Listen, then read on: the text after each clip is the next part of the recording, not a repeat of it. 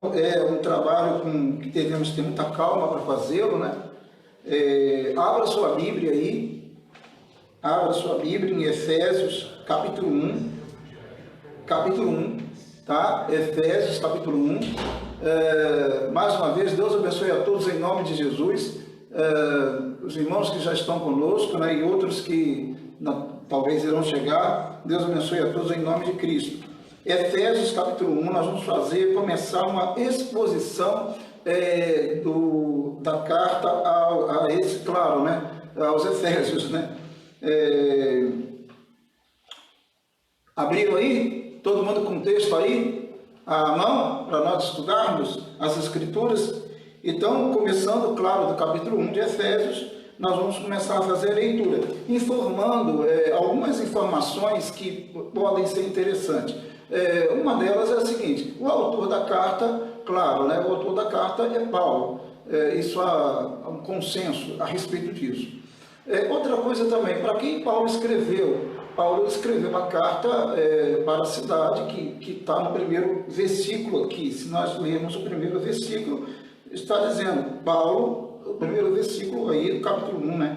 Paulo, apóstolo de Cristo, Jesus, por vontade de Deus, aos santos que vivem em Éfeso e fiéis em Cristo Jesus. Então, a carta foi endereçada à cidade de Éfeso, aos irmãos da igreja. Embora existam algumas pessoas, e pelo trato da carta, pela maneira do apóstolo Paulo escrever, muito impessoal, essa é a carta mais impessoal do apóstolo Paulo. Ele não mostra assim como se tivesse escrita, no caso a carta, apenas para a cidade ou a igreja de Éfeso. Dá a entender, pelo conteúdo da carta, muito impessoal da carta, dá a entender que Paulo escreveu essa carta para todas as igrejas, de repente, da região da Ásia Menor. Éfeso é uma cidade extremamente importante, pode ser considerada, naquele contexto, a capital, né, romana, do Império Romano na Ásia Menor.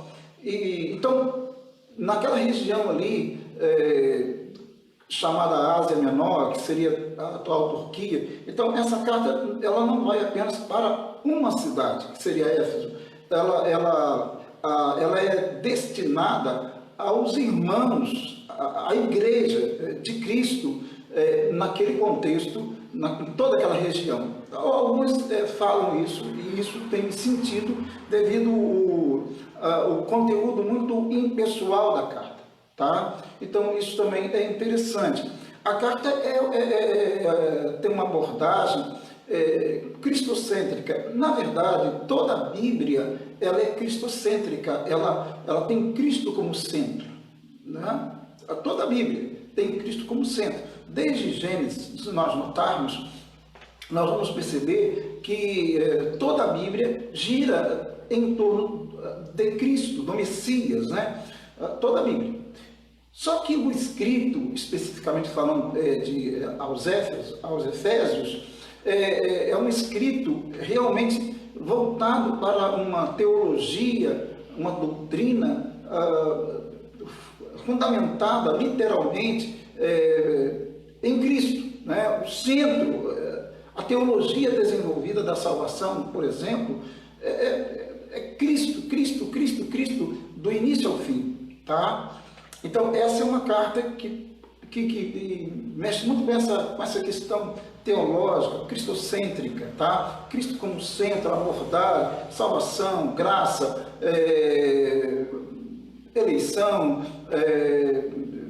soberania de Deus, predestinação, que é um termo muito usado também no primeiro capítulo da carta, e também outras coisas que são importantes, conselhos para a igreja como um todo, para a liderança dela, conselhos também para, no caso, o casamento, a família, conselhos também para os pais, né? Conselho para os filhos, conselho para os senhores, conselho para os servos, Então, essa é uma carta muito interessante, resumidamente falando, tá? Então, é isso aí. Ela é chamada por alguns chamam a rainha das epístolas, tá?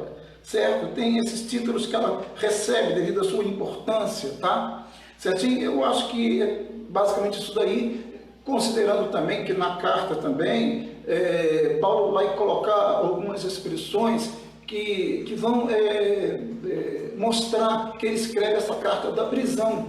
E, no caso, a prisão aqui, ele teve preso várias vezes, né? Então, ele teve prisões. Mas tudo indica que essa carta ela foi escrita da prisão em Roma, tá?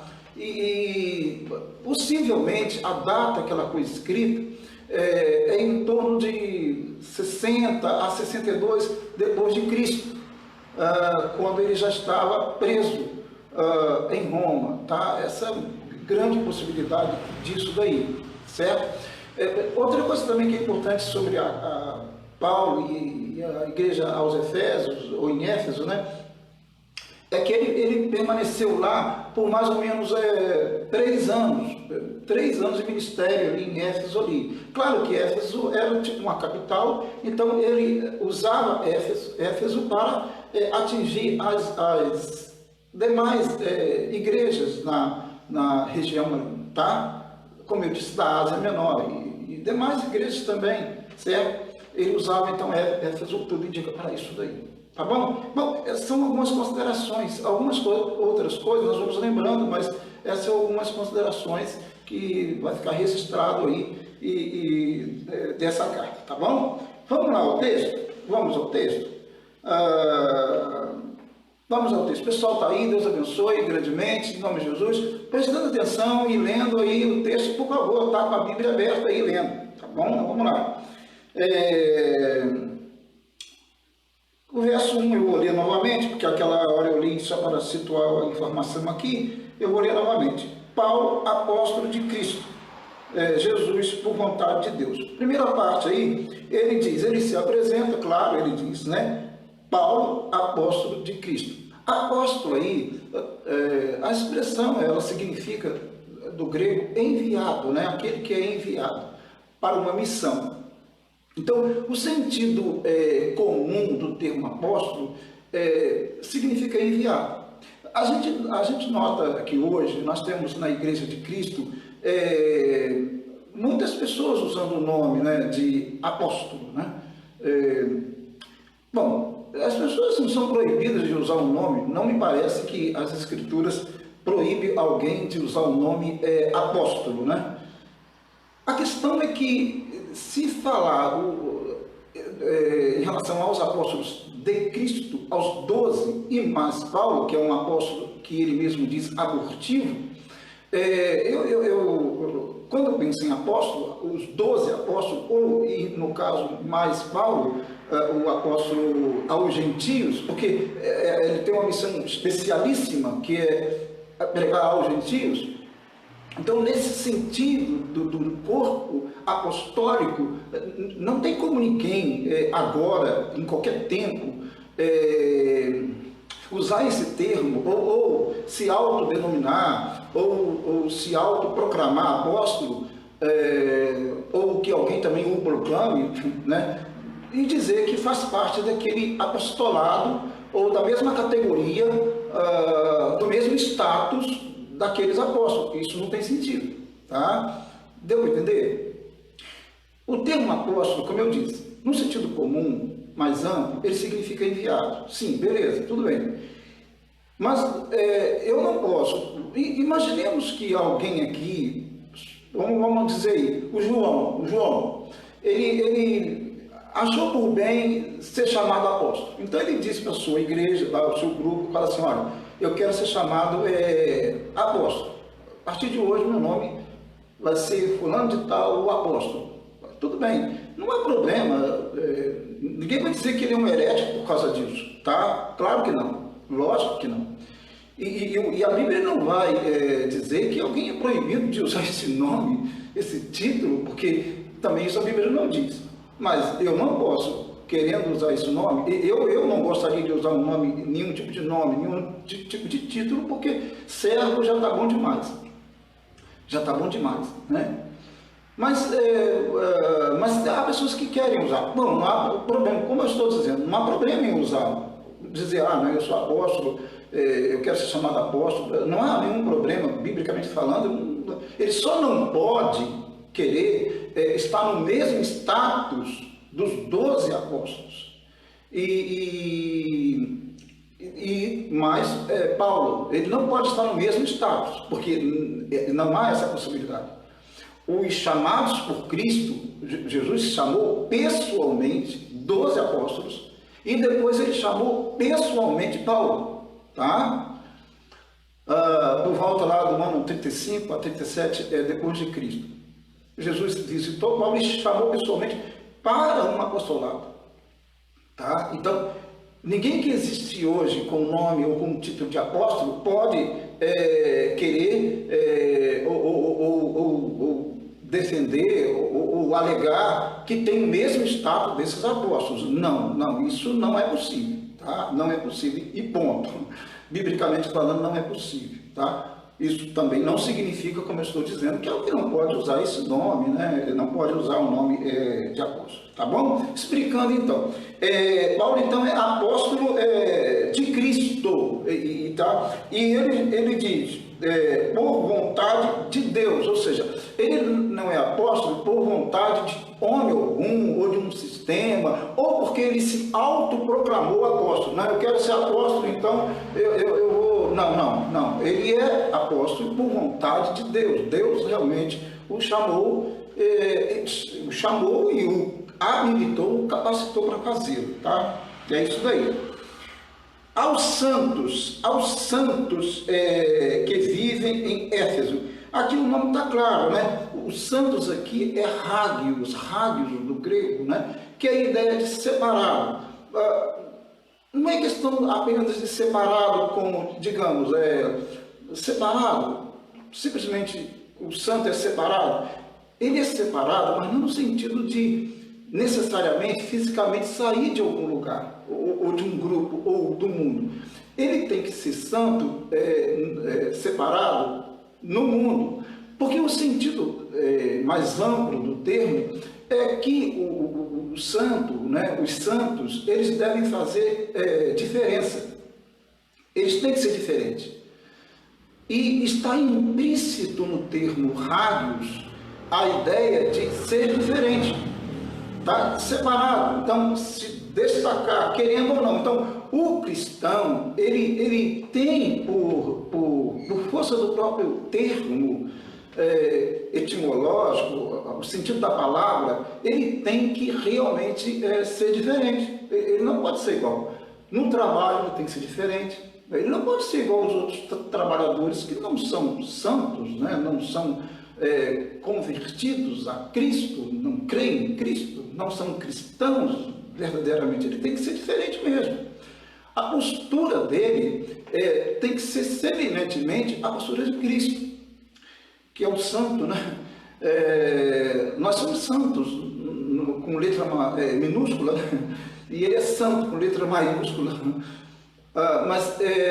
Entende? Mas eu tenho que, no trabalho, ser diferente. Não me julgar melhor, não tem nada a ver isso, né? Não me julgar melhor, ou não me portar como se fosse superior, nada dessas coisas, não é isso. Mas as pessoas devem olhar para mim e perceber que eu sou diferente. Eu sou diferente, porque eu sou santo, eu sou separado. Tá? Eu estou no meio e sou separado. Eu estou no meio e eu sou diferente. Diferente no sentido de que eu sou uma referência, tá? E as pessoas devem notar que eu sou realmente diferente. Então, aos santos, aí, essa expressão hagios, todos nós devemos ser hagios. Vamos inaugurar, né? Todo mundo é hagios, né? Todo mundo é hagios, todo mundo deve ser hagios, todo mundo deve ser santo, né? Separado, se portar diferentemente no mundo. As pessoas devem perceber isso, tá? Isso não tem que ser forçado, não. Automaticamente no trabalho, você porta-se de uma forma diferente, ou seja, você as pessoas percebem que você é diferente, que você é uma pessoa de Deus, né, e tal, que você é separado realmente, nesse sentido de ser diferente dos outros, né, chamado para ser santo, né, santo de Deus, nesse sentido, tá bom? E no trabalho, na escola, na universidade, na família, todo lugar, né, a gente tem que ser santo, tá bom? Então, é isso aí. A expressão, então, aos santos, então, aos separados, aos diferentes, né? Que estão lá, no caso, em Éfeso, né? Que vivem em Éfeso. Como eu já falei sobre Éfeso aqui, essa grande cidade, essa importante cidade do Império Romano, situada na Ásia Menor, que seria a dimensão mais ou menos da atual Turquia, então já falamos aqui que ele está mandando essa carta para lá, tá? Embora há vários debates sobre essa questão, como eu disse, de não ser apenas para Éfeso, né? E de repente no original, no manuscrito grego, nem tem o nome Éfeso, alguns advogam isso e tal, defendem isso, mas de qualquer maneira, né? A carta realmente, ela é tradicionalmente e literalmente colocada aqui como ela é destinada a Éfeso, mas eu estou explicando que naturalmente também essa carta serviu a todas as igrejas da região ali, daquele mundo romano ali, do contexto da Ásia Menor, onde Éfeso estava localizada. Tá? E fiéis em Cristo Jesus, quer dizer, e fiéis em Cristo Jesus, aqueles que são fiéis a Jesus Cristo, que estavam na cidade, ou então em torno dela, ou na região, tal, os fiéis em Cristo, e também do nosso tempo também, porque a carta não é só para aquele tempo, mas para o nosso tempo também, tá? Tá acompanhando aí, certinho? Tá lendo aí, tá acompanhando com a palavra de Deus, a Bíblia aberta? Vamos lá. Verso 2. Graça a vós outros e paz da parte de Deus, nosso Pai, e do Senhor Jesus Cristo. Muito bem. Graça é uma expressão também do grego, que a ideia do grego que quando ele diz graça a vós outros e paz, ele está dizendo que o favor de Deus não é um favor qualquer. A gente tem as relações de favores, não tem? Tipo assim, trocar favores. Nós trocamos favores, mas é diferente o favor vindo de Deus. Essa graça de Deus é um favor imerecido, é algo que eu realmente não mereço. Deus é generoso, não no entendimento como nós teríamos um entendimento horizontal do que é de troca de favores entre humanos e humanos. Deus, a graça dele é um favor imerecido, é um favor que vem, a gente fala horizontal no sentido de que vem dele, vem de Deus para o ser humano, algo que eu não merecia, nada que eu faça, nada que eu diga, nada vai realmente se comparar a esse favor, ou vai pagar esse favor, porque é impagável, né?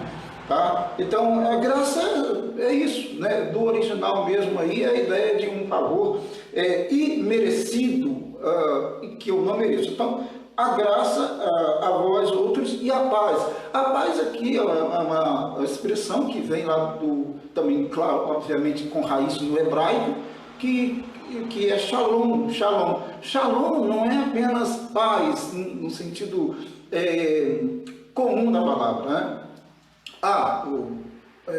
As pessoas dizem assim, por exemplo, nós usamos muito, a paz do Senhor, né? Nós usamos, os evangélicos, genericamente, né? No sentido geral, eles falam a paz do Senhor. Mas essa paz, a paz que é dedicada, a paz que ele está iniciando a sua carta, ele está desejando aos irmãos, aos santos lá de Éfeso, é a paz realmente plena, né? Aquela paz, a plena felicidade. Shalom, então, não é um sentido apenas de paz, no sentido de ausência de conflitos, ausência de guerra. O sentido de paz aqui é muito mais amplo que esse sentido.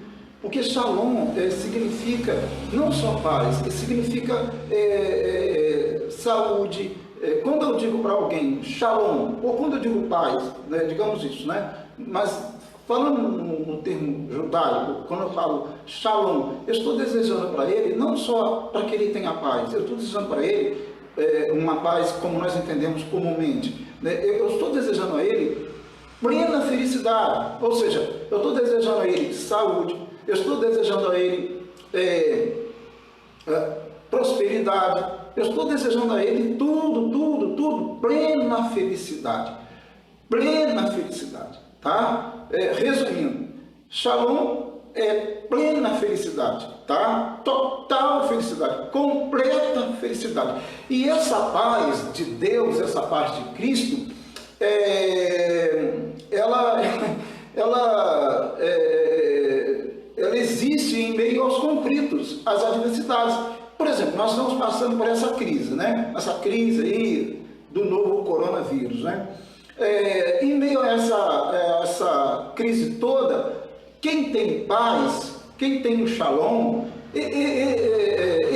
ele fica tranquilo, né? Ele descansa em Deus, descansa em Cristo, porque ele tem a paz de Deus, o shalom de Deus. Tá? É diferente do que alguém falar, a paz do Senhor, simplesmente. Às vezes a pessoa fala a paz do Senhor e ele não entende a amplitude do termo. A paz é o shalom, está desejando ao outro plena felicidade, tudo de bom na vida, né? Que ele tenha saúde, que ele tenha prosperidade. Então essa é a paz, é o shalom. Então o egoísta, ele não pode desejar ao outro shalom, não tem como, né? Como é que o egoísta vai desejar ao outro plena felicidade, prosperidade? Não vai, né? Lógico que não, né? Então essa paz aqui é uma paz que, quando nós falamos, a gente tem que pensar um pouquinho mais para falar, sabendo que significa que eu estou desejando ao outro plena felicidade, tudo de bom em todos os sentidos, tá? Então quem é egoísta não pode jamais desejar o shalom, né? Quem é, por exemplo, soberbo, não tem como desejar shalom para ninguém, nem vai desejar shalom, né? Não tem como, né? O avarento também não tem como, e tal, vamos embora. Bom, muito bem. Então diz, né, graça a vós outros e paz da parte de Deus. Ela vem o quê? Da parte de, não é do homem, né? É de Deus, ela vem de Deus, né? De Deus, nosso Pai, e do nosso Senhor Jesus Cristo, tá?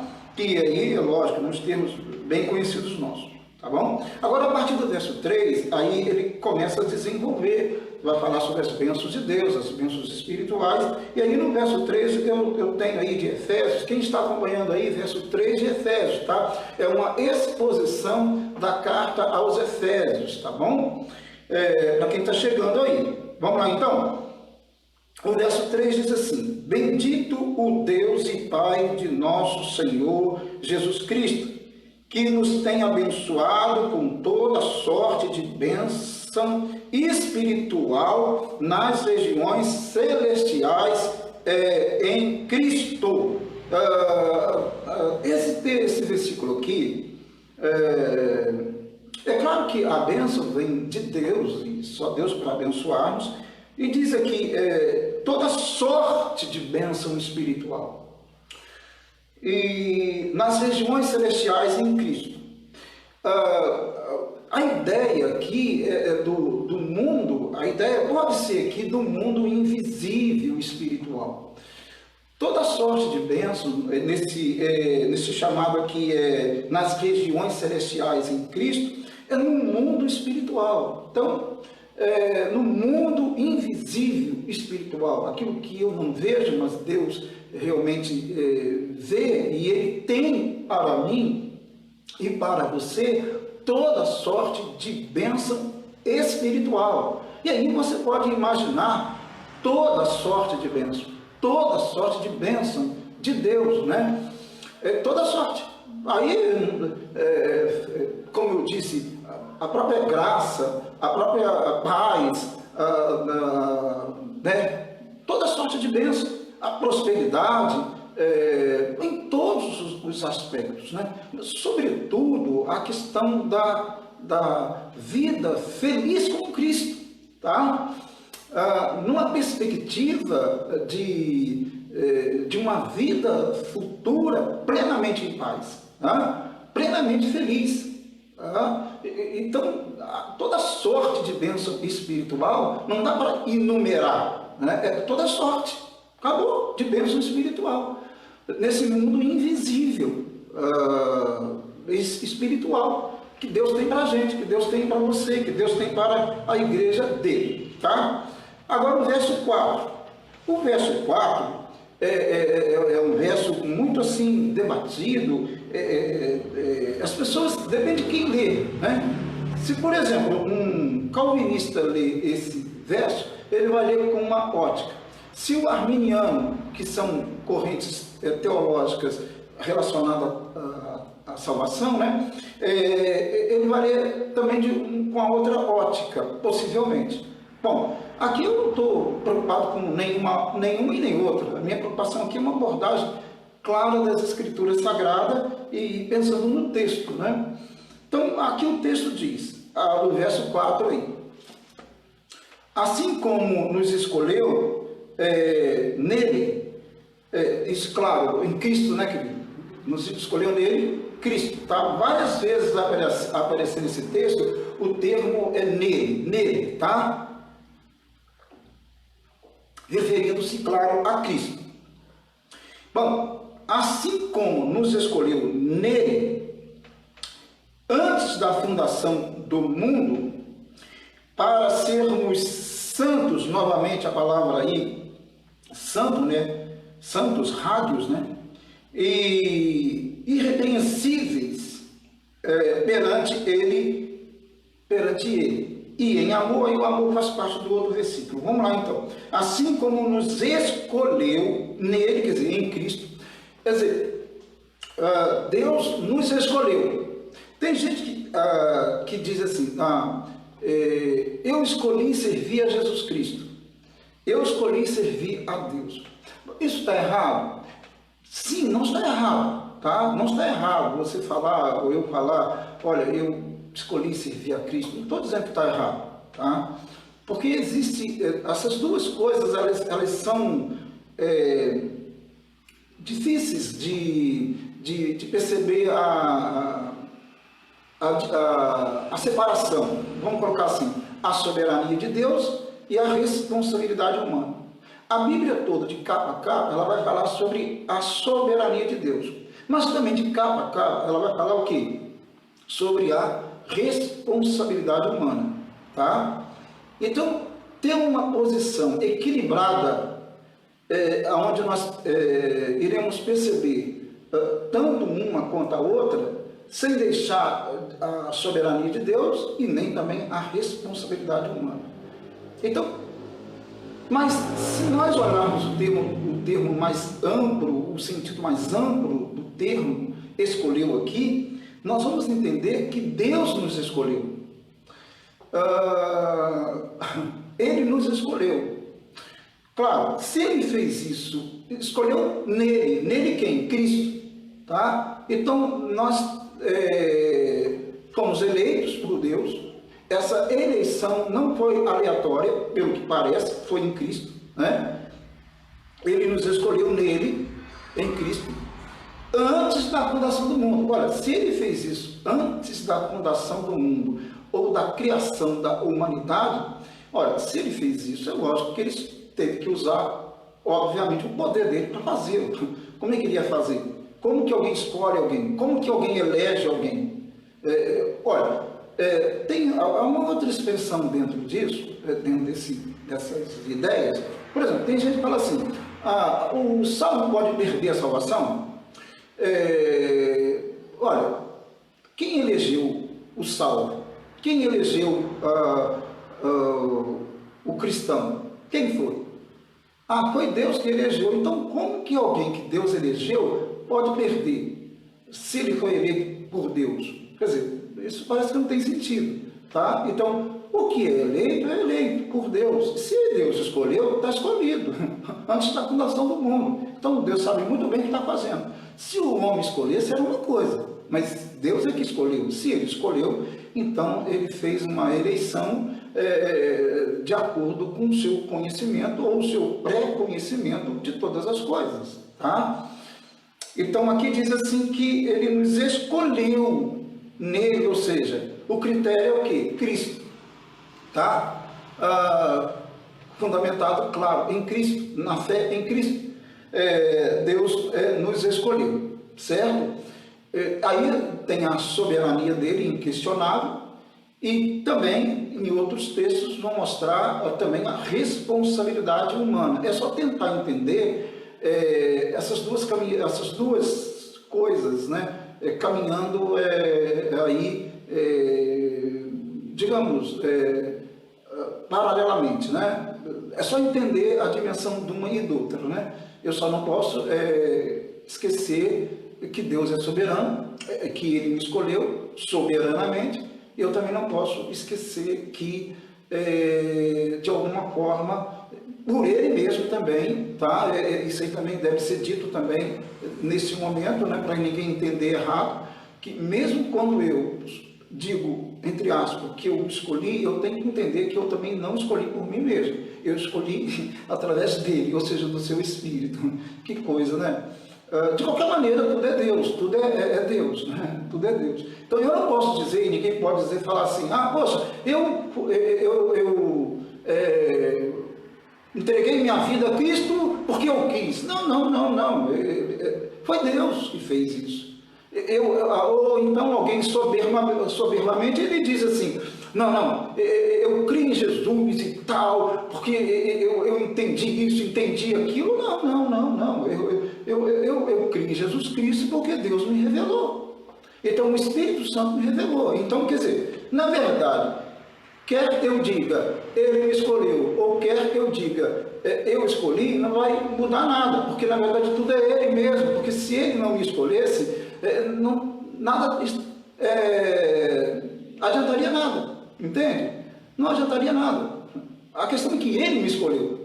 E o texto diz que ele me escolheu antes da fundação do mundo, tá? Ele fez isso usando a presciência dele, obviamente, o pré-conhecimento de todas as coisas, e claro, ele nos elegeu em Cristo Jesus, estamos eleitos, os salvos estão eleitos para ter uma vida plenamente com Deus, e o salvo, no caso, ele não perde a salvação, porque quem elegeu foi Deus. Deus sabe muito bem quando ele elege alguém, né?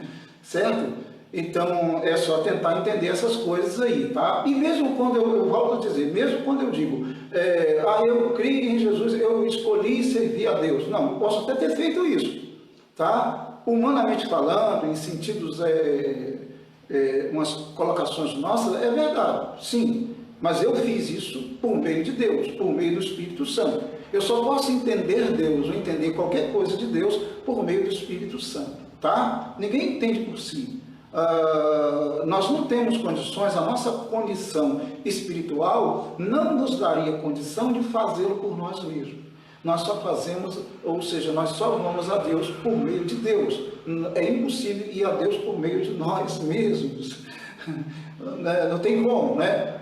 Nossa racionalidade, nada disso vai nos levar, nosso conhecimento bíblico, nada vai nos levar a Deus. É a revelação de Deus, isso por meio do Espírito Santo de Deus. Está dando para entender? Eu espero que sim, tá? Assim como nos escolheu nele antes da fundação do mundo, para sermos santos, novamente para sermos santos, tá? Raros, santos, separados,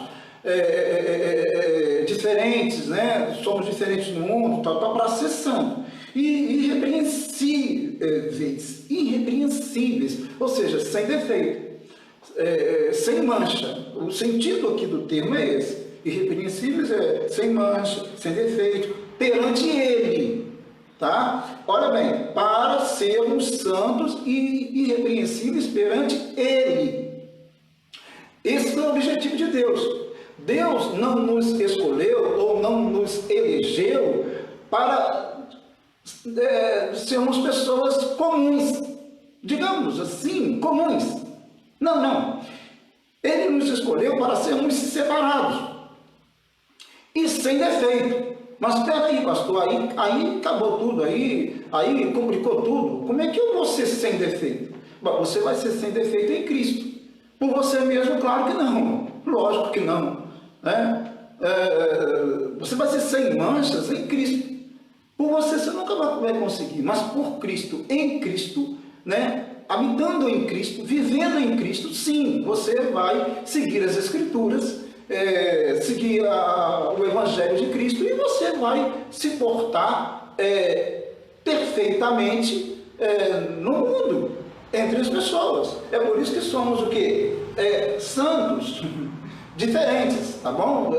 A nossa maneira de ser em todos os sentidos, nossas palavras, nossos tratos, nossos comportamentos, eles só podem ser iguais em qualquer lugar onde nós estejamos. Por exemplo, se eu fosse político, o que eu não sou e pretendo, se Deus quiser, nunca ser. Bom, não de mim mesmo. Mas eu lá, ou na Câmara, ou sei lá, onde for, onde eu fosse exercer ali o papel político, claro que eu tenho que ser diferente de todo mundo. Eu tenho que ser honesto, eu não posso, eu tenho que ser incorruptível, eu tenho que dar um exemplo lá dentro. Tá? Infelizmente isso não tem acontecido, né? Lamentavelmente isso não tem acontecido, mas é isso daí, tá?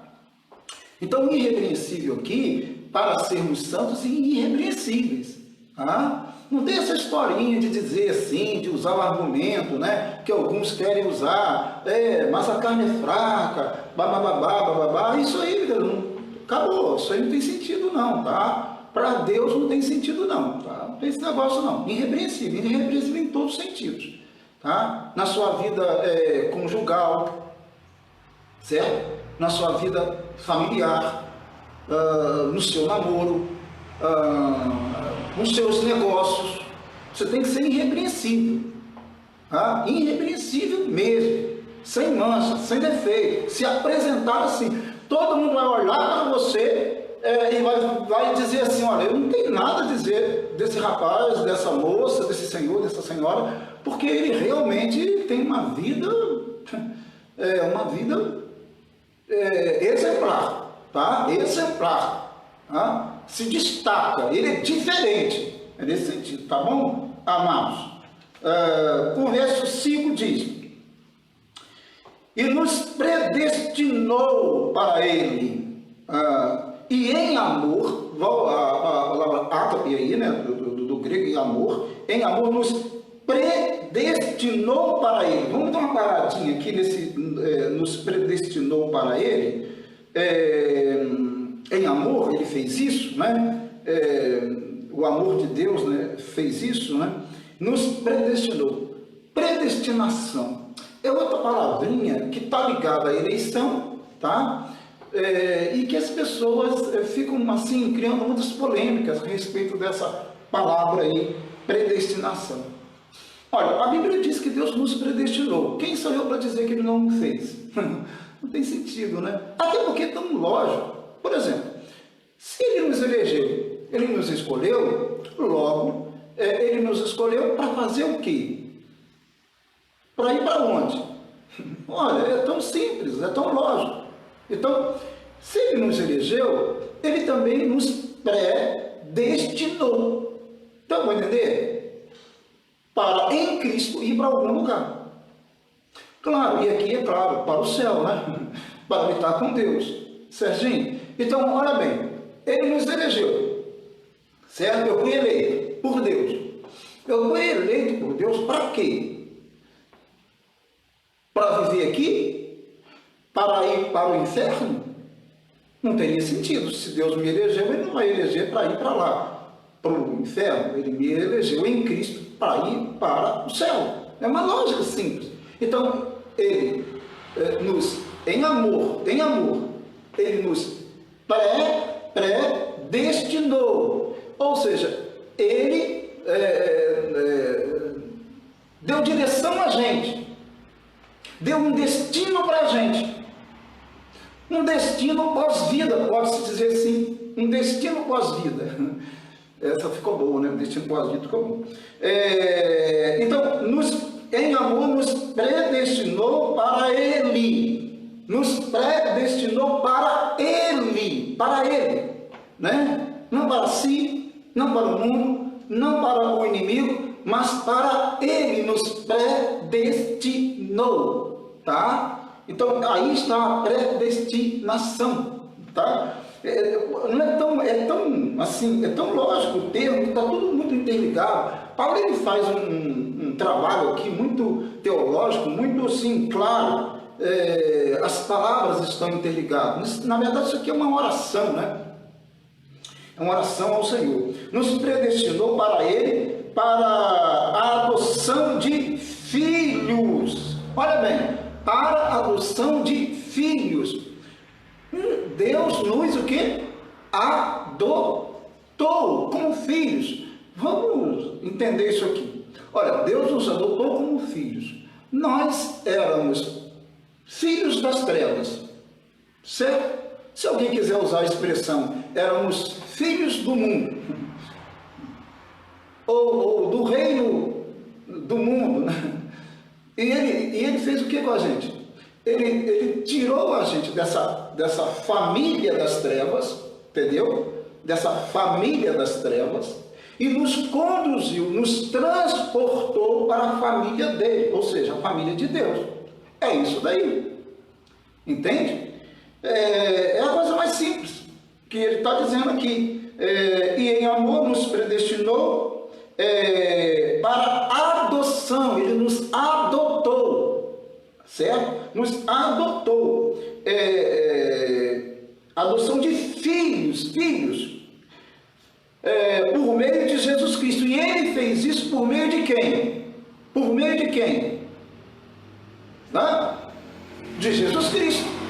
Claro, foi através de Jesus Cristo que o Pai me recebeu, tá? Me adotou, e eu faço parte da família dele. Eu saí da família das trevas, saí da família do inimigo, se quiserem dizer do mundo, e eu entrei na família de Deus. Eu pertenço à família de Deus por meio de Jesus Cristo, ou seja, através de Jesus Cristo. É isso.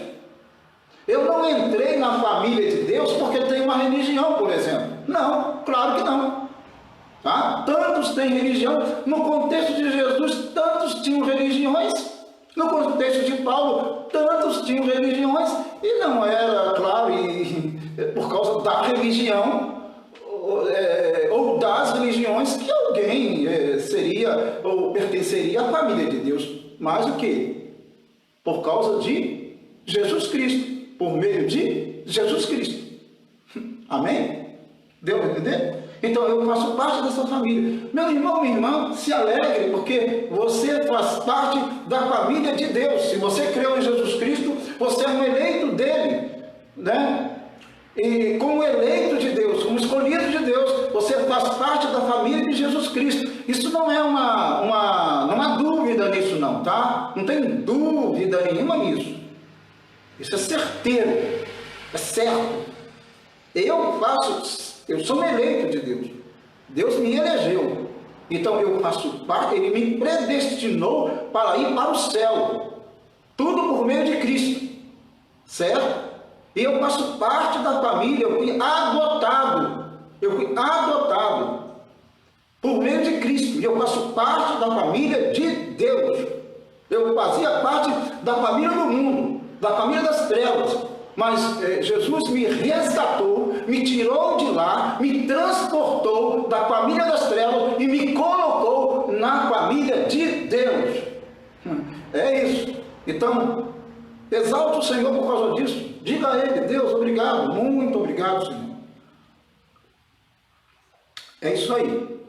Bom, aí diz mais: por meio de Jesus Cristo, segundo o quê? O beneplácito de sua vontade, ou seja, a aprovação da sua vontade. Beneplácito é essa ideia, né? De aprovação, segundo a aprovação da vontade de Deus. Tudo isso aconteceu, claro, de acordo com a aprovação da vontade de Deus. Certo? Continuando então aí, verso 6. Para louvor da glória de sua graça, novamente a expressão graça, um favor que eu não merecia, né? Um favor imerecido, que ele nos concedeu gratuitamente no amado. totalmente de graça. No amado, claro, Cristo, novamente aí, Cristo. Então, ele me concedeu, ele me deu, no amado, né? Vou voltar aqui os 6, né? Para louvor da glória de sua graça, louvor da glória, não minha, não de uma religião, mas dele, né? Da sua graça, que ele nos concedeu, a graça que ele nos concedeu gratuitamente, ou seja, de graça, totalmente de graça, no amado, ou seja, em Cristo ele fez isso, tá? Ele fez isso tudo em Cristo, amado com letra maiúscula, certo? Pode-se até, se fosse o caso, traduzir como, ou colocar aqui a expressão no Cristo, tá? No Cristo. O verso 7 diz: no qual temos a redenção pelo seu sangue. Olha bem, a remissão dos pecados segundo a riqueza da sua, novamente, graça, tá? Do seu favor imerecido. No qual temos, quem temos? O amado. O amado é quem? Cristo. Então, no qual temos a redenção, a salvação. No qual temos a salvação. Nele nós temos a salvação. Não temos salvação em nenhum outro. Não adianta, não tem. Pelas Escrituras Sagradas, só Cristo pode salvar. Só Cristo pode libertar a pessoa. Essa aqui é a redenção, é a salvação, é a remissão dos nossos pecados por Cristo Jesus, tá? Então por isso diz, no qual, no amado, temos a redenção, ou seja, a salvação, pelo seu sangue, o sangue dele derramado, o sangue do Cordeiro derramado. Por falar em sangue do Cordeiro, hoje nós vamos falar sobre o Cordeiro Pascal, né? Nós vamos falar logo mais sobre a Páscoa, certo? Hoje, 8 horas da noite, tá bom? No qual temos a redenção pelo seu sangue, pelo sangue de Jesus Cristo, nós somos remidos, purificados dos nossos pecados. Os nossos pecados foram tirados por Cristo, pelo sangue de Cristo Jesus. Tá? Eles foram tirados, certo? Nós somos limpos, purificados pelo sangue de Jesus Cristo, né? Então a remissão, tirar do poder, né? Então o sangue, a remissão dos pecados, ou seja, remir, tirar, com o poder do sangue de Cristo, nossos pecados foram tirados, segundo a riqueza da sua graça. Novamente, a riqueza não é pouca coisa, não, é a riqueza da sua graça, da graça de Deus, do favor de Deus. Isso tudo, amado, enfatiza que eu não merecia nada. E que eu não conquisto nada no reino de Deus e nas coisas de Deus, né, por meu mérito. Que isso fique bem claro. Nada por meu mérito, nada por meu mérito. Se eu tenho fé, não é o meu mérito, vem de Deus também. Qualquer coisa que você imaginar que você tenha ou que eu tenha, seja espiritual ou seja material, não é o seu mérito, não é o meu mérito, é totalmente a graça de Deus. É um favor que eu não merecia, certo? É isso que está dizendo. Então, o texto é esse daí, segundo a riqueza da sua graça, a riqueza da sua graça. Que bênção, né? O verso 8. Que Deus derramou, aí ele continua na mesma linha, né, de raciocínio, que Deus derramou, ou seja, a graça dele, que Deus derramou abundantemente, ou seja, a riqueza da sua graça, que Deus derramou abundantemente sobre nós em toda sabedoria e prudência, essa graça derramada em nós em toda toda sabedoria e prudência, tudo isso vem dele, né? Não de nós mesmos, não da nossa racionalidade, não do nosso conhecimento, não do nosso intelecto, né? Nada disso. Tudo isso vem da graça de Deus, da graça do Senhor, né? E ele continua, verso 9, desvendando-nos, tirando a venda, o que cobria os nossos olhos, né? Desvendando-nos o mistério da sua vontade, ou seja, foi-nos revelado. Mistério aqui é algo que era algo que estava oculto, mas agora é revelado aos santos, aos salvos, aos eleitos de Deus. Nesse sentido, tá? Bom, é um mistério revelado, não é um mistério que permanece, tá? Ele é revelado aos santos, aos servos de Deus, aos eleitos de Deus, tá bom? Segundo o seu beneplácito, mais uma vez, segundo a sua aprovação que propusera em Cristo, ou seja, uma proposta feita em Cristo. Cristo é o fundamento disso tudo, é o centro disso tudo, né? Por isso a ideia de, como eu disse, toda a Bíblia ela é cristocêntrica. Alguém quer colocar um ou outro livro como cristocêntrico ou mais cristocêntrico do que o outro. Na verdade, toda a Bíblia é cristocêntrica. Cristo está no centro. Mas a Efésios ele trata isso com muita ênfase, certo? A centralidade de Cristo. Então, o propósito de Deus em Cristo é Jesus. A aprovação de Deus, né, que propusera em Cristo Jesus, porque foi o plano dele de salvação, de eleição de todos os salvos, né? Da salvação de todos os salvos dele, né? Bom, o verso, então Deus nos desvendou, tirou a venda dos nossos olhos. Tá? O sentido claramente é esse, tirou a venda dos nossos olhos. E aquilo que era mistério foi nos revelado. Tá? E isso tudo de acordo com a aprovação de Deus que propusera, no caso, em Cristo Jesus. O verso 10 diz: de fazer convergir nele aí novamente é Jesus Cristo, né? Claro, né? De fazer convergir, quer dizer, vou voltar aqui, segundo o seu beneplácito, ou seja, a sua aprovação que propuseram em Cristo, de fazer convergir nele, ou seja, para ele, na direção dele. A ideia aqui de convergir é nesse sentido, de fazer convergir para ele, ou seja, para Cristo, verso 10 aí, ó, de fazer convergir nele, em direção a Cristo, tendo Cristo como base, tendo Cristo como centro. É nesse sentido, tá bom? Certinho? Para quem está chegando aí, estamos fazendo a exposição de Efésios, estamos no capítulo 1, verso 10, agora estamos lendo aqui o verso 10, tá? Para quem chegou depois aí, tá? Então, de fazer convergir nele, ou seja, eu volto a dizer, convergir nesse sentido aqui é de direcionar para Cristo. O Pai, o Deus Pai, fez convergir, direcionar para Cristo, convergir nele, direcionar para Ele como fundamento, Ele como centro de todas as bênçãos da salvação, da eleição, etc, etc, etc. Na dispensação da plenitude dos tempos, ou seja, na plenitude dos tempos, no tempo certo de Deus.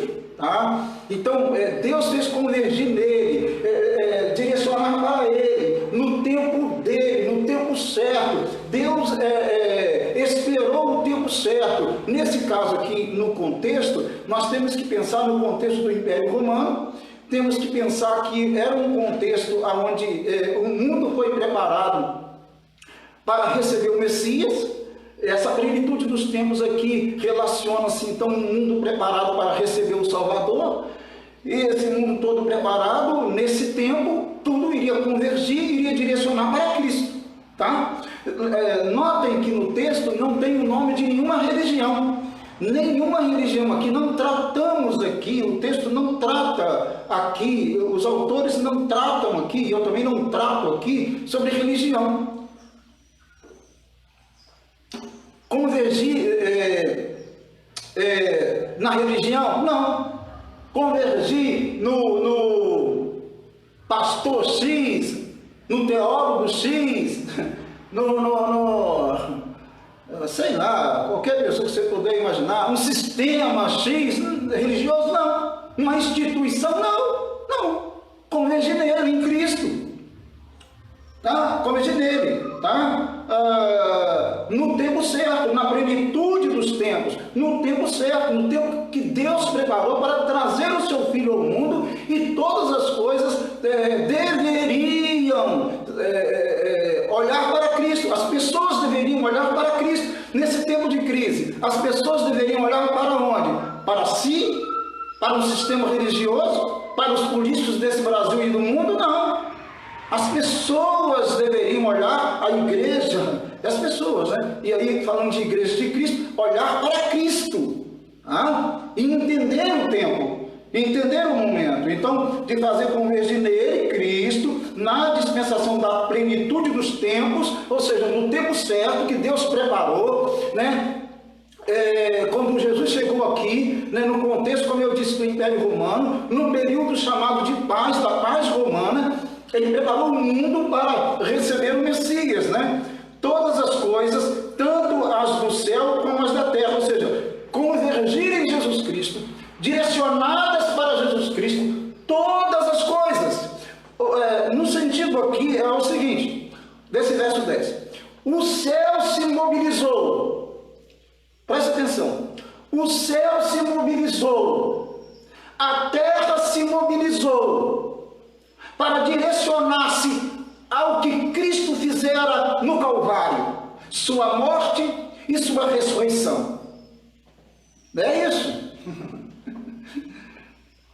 Não é convergir para uma religião ou em direção a uma religião, a uma pessoa. Não. O céu, o que está sendo colocado aqui, que o apóstolo Paulo coloca, todas as coisas,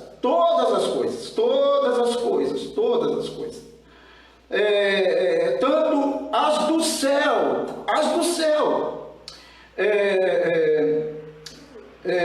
como as da terra, ou seja, todo o céu se organizou, todo o céu se mobilizou, tá? Toda a terra se mobilizou, se organizou para Cristo, o Messias, para convergir nele, para ir em direção a ele. Tudo, o céu se preparou, se organizou, a terra se organizou, ainda que os homens não sabiam disso, ainda que os imperadores romanos não sabiam disso, ainda que os governadores não sabiam disso das regiões.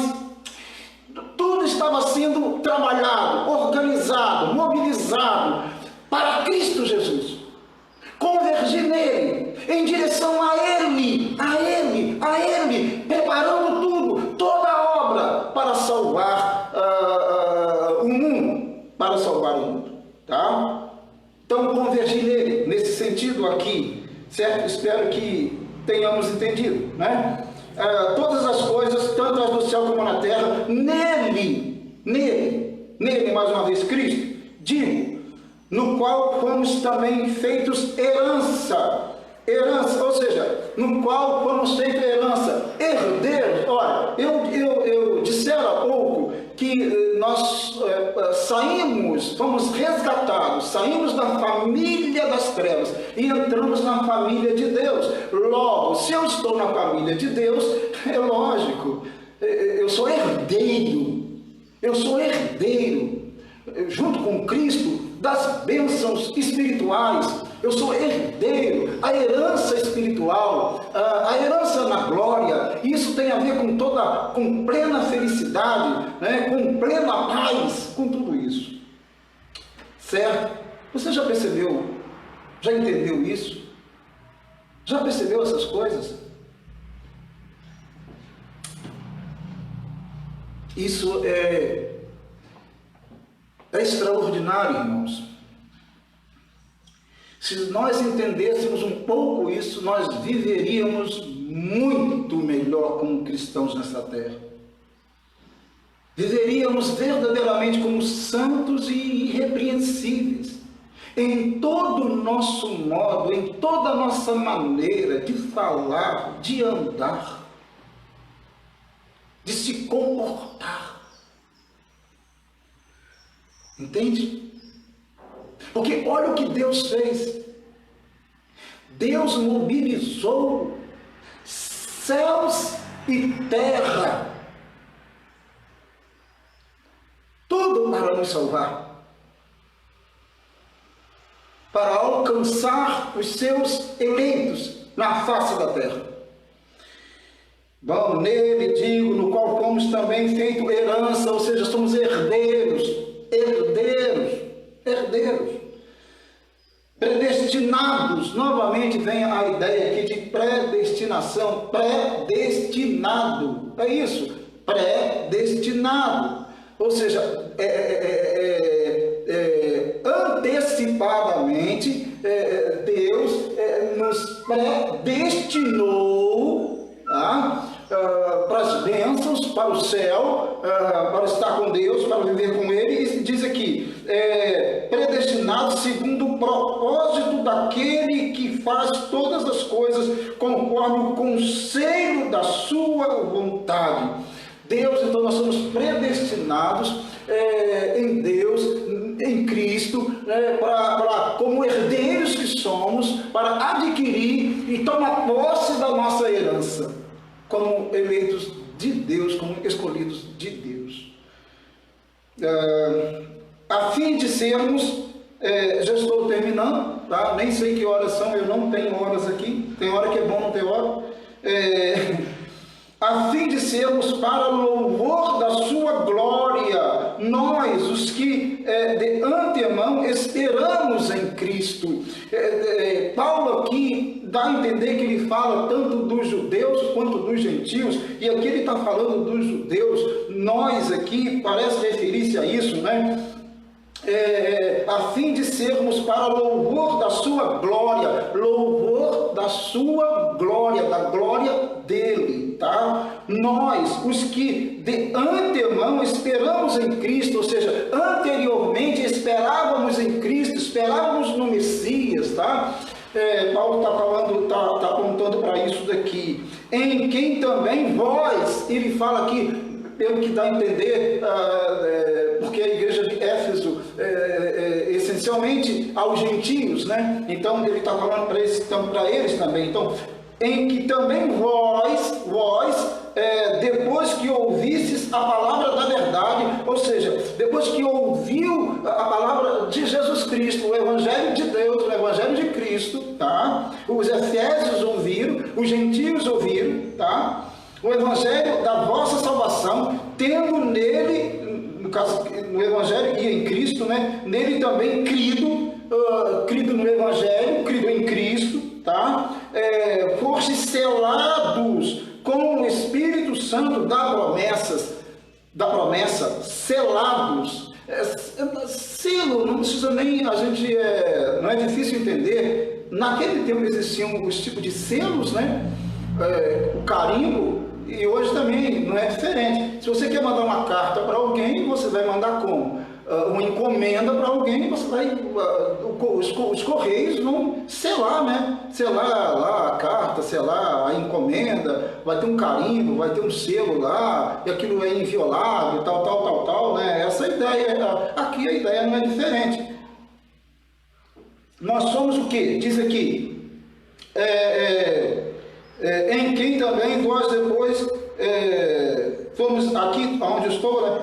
Nele também, querido, fostes selados com o Santo Espírito da promessa. Ou seja, nós somos selados, carimbados Todo cristão é carimbado, é selado pelo Espírito Santo. Esse selo é inviolável. Ninguém pode tirar esse selo. Pode se organizar todo o inferno com as suas potestades infernais, satânicas. Não vai tirar esse selo que você tem, que eu tenho, porque é selo do Espírito Santo de Deus. Entende isso?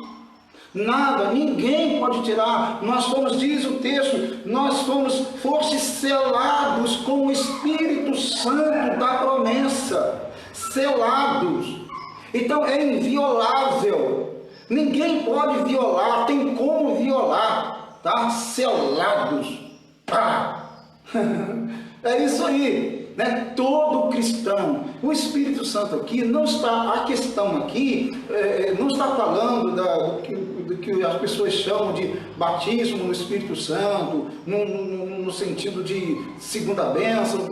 O sentido aqui não é esse. O sentido aqui é que todo cristão, todo eleito de Deus, todo escolhido de Deus, ele é selado, ele é carimbado, é um carimbo, é um selo que guarda, que protege o cristão, que protege o eleito, e esse selo é inviolável, ninguém pode violar, nenhum sistema espiritual, nenhum sistema político, nenhum sistema religioso pode violar. É o selo do Espírito Santo. Nós somos selados com o Espírito Santo da promessa. É inviolável, amado. Meu amado, minha amada, é inviolável. Você está protegido, você está protegida em relação à sua salvação, em relação à sua herança. Você está protegido. É selado. Você é destinado a alguém, você é destinado aos propósitos de Deus, e isso é inviolável, certo? Isso é inviolável, inviolável. Que glória, bendito seja o nome do Senhor, bendito seja. E aí diz mais para a gente fechar a nossa exposição, essa primeira exposição de Efésios, né? Terça-feira, 8 horas da noite, temos mais, se Deus quiser. O qual é o penhor, garantia. Olha bem, fomos selados, o Espírito Santo, que é o penhor, garantia, tá? De que eu vou chegar, garantias de que eu vou receber a herança graciosa de Deus. Garantia de que eu entrarei nas mansões celestiais nos céus. Garantia que de permanecer para sempre, eternamente, fazendo parte da família de Deus. Tá? Garantia, o qual é o penhor, é a garantia da nossa herança. Garantia, nós recebemos uma herança, nós estamos selados e foi penhorado isso. Foi penhorado, certo? Penhorado, custou o sangue de Jesus Cristo, custou a morte de Jesus Cristo, né? O sacrifício de Jesus Cristo, né? Nesse sentido. Então está garantido, meu amado, está garantido, minha amada. É isso que o texto diz, o qual é o penhor da nossa herança até ao resgate da sua propriedade em louvor da sua glória. O qual, quer dizer, ou seja, está garantido, o penhor da a nossa herança está garantida, né? Até o resgate, até quando eu estiver plenamente com Deus, plenamente na habitação de Deus,